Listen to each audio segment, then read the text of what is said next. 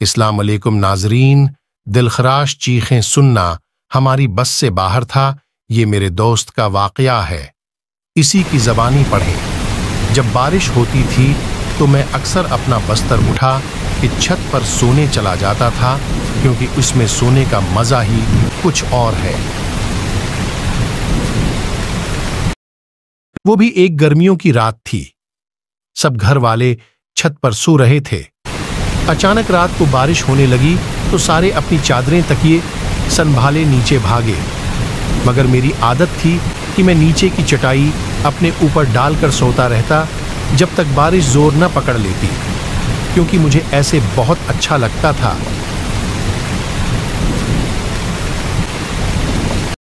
इस रात भी सारे घर वाले नीचे चले गए और मैं अकेला चटाई डाले सोता रहा। गनूदगी में था कि अचानक मुझे दो बलियों की जोर सी लड़ने की आवाजें आईं। लड़ते हुए उनकी आवाजें बहुत बड़ी लग रही थीं। वो लड़ते हुए छत की चार दीवारी पर दौड़ रहे।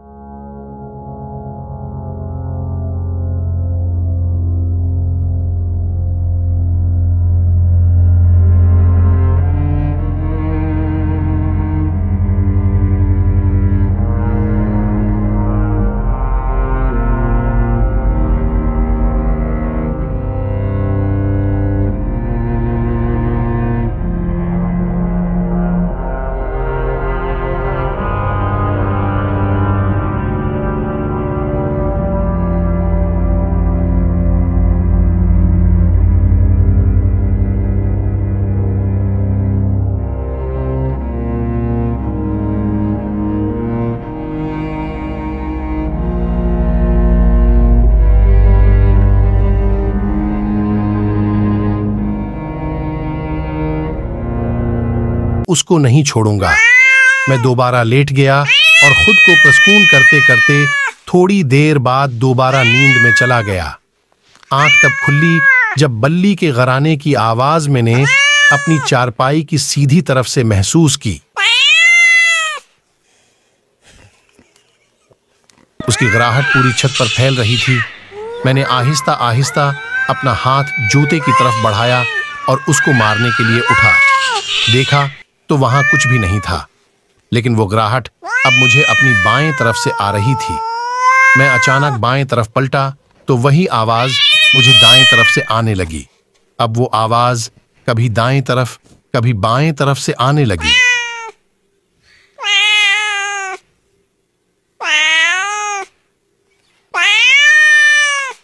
कभी दूर जाती हो आवाज आती और कभी करीब से आने लगती।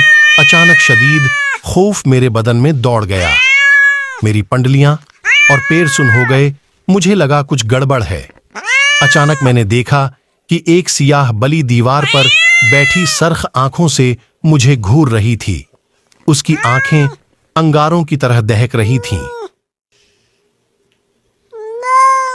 कभी दूर जाती हो आवाज आती और कभी करीब से आने लगती। अचानक शदीद खौफ मेरे बदन में दौड़ गया। मेरी पंडलियां और पैर सुन हो गए। मुझे लगा कुछ गड़बड़ है। अचानक मैंने देखा कि एक सियाह बली दीवार पर बैठी सरख आंखों से मुझे घूर रही थी। उसकी आंखें अंगारों की तरह दहक रही थीं। मैं कांपते हुए उसे देख रहा था। इतनी हिम्मत नहीं थी कि मैं भाग खड़ा हूं। फिर वो अचानक बड़ी होने लगी और मेरे देखते ही देखते वो बिकरे जितनी बड़ी हो गई और ऐसी नजर आ रही थी जैसे काला चीता होता है।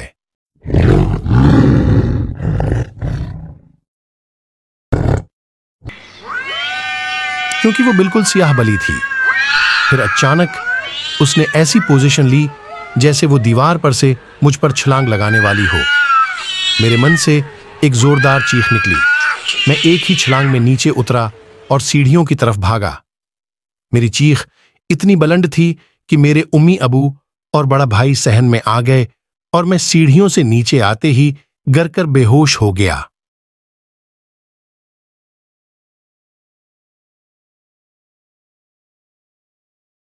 मगर परेशानियां खत्म न हुई। कुछ दिनों तक मुझे डरावने ख्वाब आते रहे। मुझे वही बली नजर आती जो कभी मेरे नरखरे पर दानत गाड़े हुए है, कभी वो मेरा खून चाट रही होती। मैं नींद में चीखने लगता। फिर मुझे ख्वाब में भयानक लोग दिखाई देते।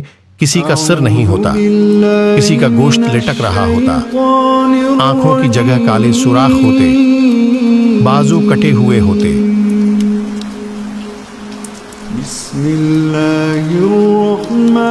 मैं बीमार रहने लगा, कमजोर होता गया। डर के मारे मैं घर से बाहर नहीं निकलता। फिर मौलवी साहब दम करने आते, मुझे पानी पिलाया जाता। मेरी वालदा हर वक्त मुझ पर सौरा यासीन पढ़कर फूंकते। इफाका होता मगर फिर वही हालत हो जाती, बैठे बैठे चीखें मारकर बेहोश हो जाता।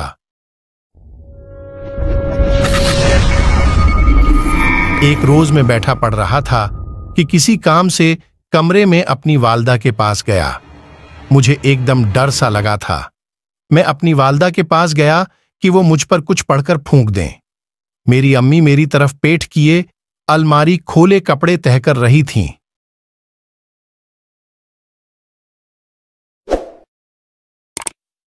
मैंने अम्मी को पुकारा मगर उन्होंने मुझे जवाब नहीं दिया। मैं उनके करीब गया और उनको आवाज दी तो उन्होंने मुझे मड़कर देखा मगर वो मेरी वालदा नहीं थी। वो खौफनाक शक्ल की औरत थी। इसका रंग तांबे जैसा था, आंखें उसकी सर्द और मुना का दहाना बड़ा था। वो हाथ फैलाए हंसी चली जा रही थी और मुझे अपनी तरफ बुला रही थी। इसके दांत चमक रहे थे। मैं तो पहले ही डर के अपनी वालदा के पास दम करवाने आया था। इस औरत की शक्ल देखी तो वही बेहोश हो गया।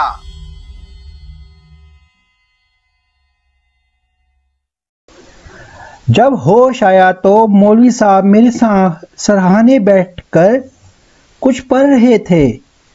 मेरे अब्बू शदीद परेशानी में बैठे थे।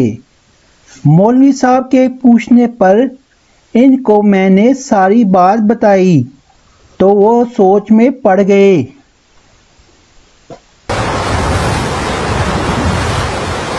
फिर इस तरह के वाक़यात मेरे अलावा मेरे घर के दूसरे अफराद के साथ भी पेश आने लगे। कभी बाथरूम का दरवाज़ा अंदर से बंद होता, पानी की आवाज़ें आने लगती। थोड़ी देर बाद दरवाज़ा खुल जाता लेकिन अंदर कोई ना होता। जिन पोटी कर रहे होते थे। एक बार हम सब रात को टीवी देख रहे थे कि बिजली का बटन ठक से ऊपर हुआ और बल्ब बुझ गया। एक बार मेरी अम्मी की चारपाई कमरे के बीच में किसी ने खींचकर दूर कर दी। जब वो सोई हुई थी, चीज़ें हम एक जगह रखते मगर हमें मिलती दूसरी जगह से। घर का हर फर्द डरा सा सहमा सा रहने लगा था। कोई मेरे साथ नहीं बैठता था। सारे बहन भाई मुझसे गिन खाने लगे थे। कोई मेरे मुंह पर थूकना भी गवारा नहीं करता था।